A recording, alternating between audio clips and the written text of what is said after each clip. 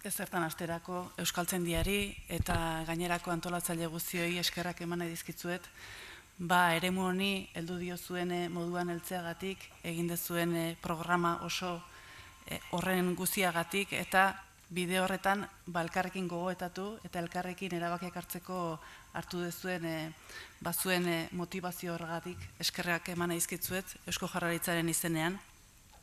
Ziur bi egun hauetan asko gogoetatuko degula gaiari buruz, ziur dakigun eta ez dakigun ideia eta esperientzia askoren berri izango degula, eta bide horretan bai modu formalean eta informalean elkarrekin ideiak eta ametsak partekatzeko aukera izango degula.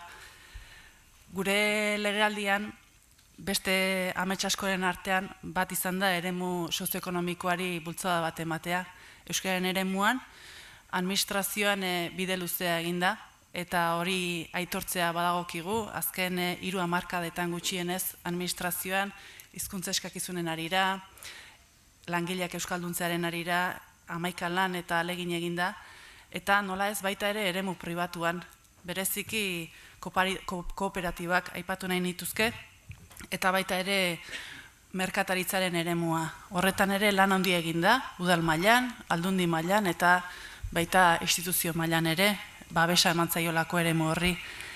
Eta ikusten dugu 3 hamarkada edo 4 hamarkada hauetan hezkuntzak egin duen iraultza txikia handi horri erantzutea dagokigula une honetan eremu sozioekonomikoan, eta buru belarri sartu nahiko genduke eremu pribatuan bereziki. Administrazioan jarraitu eta eremu pribatuan euskara sustatzeko bidea egin nahi dugu, eta gero Miren Doaran sailburu ordeak kontatuko badizu ere, lehen etxi nahiko nuke Eusko Jaurlaritzak guztiokin batera, eraiki dugun gogoeta prozesu baten ondorioz, laster, ez bada hilabete baten buruan, 2 hilabeten buruan, aurkeztuko dugun eremu sozioekonomikoaren plana nahi nuke aipatu.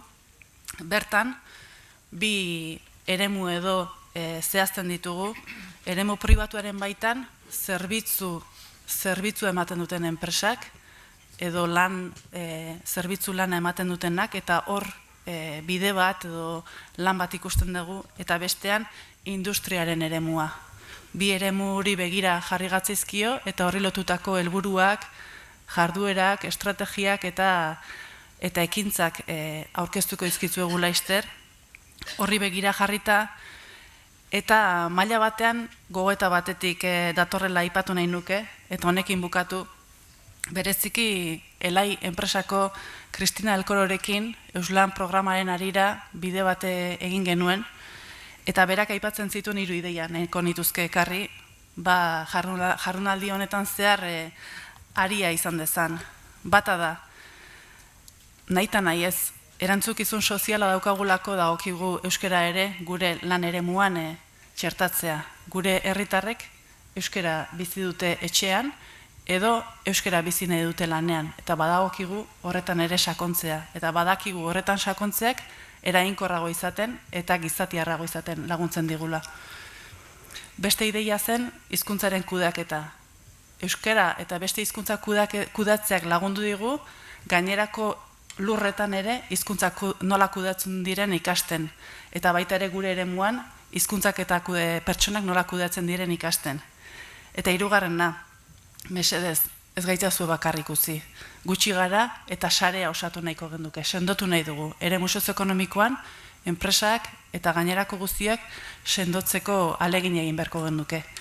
Eta uste dut, horretarako ahalegin badala jardunaldi hau, eta poz horrekin eskerrak eman nahi dizkizuet berriz.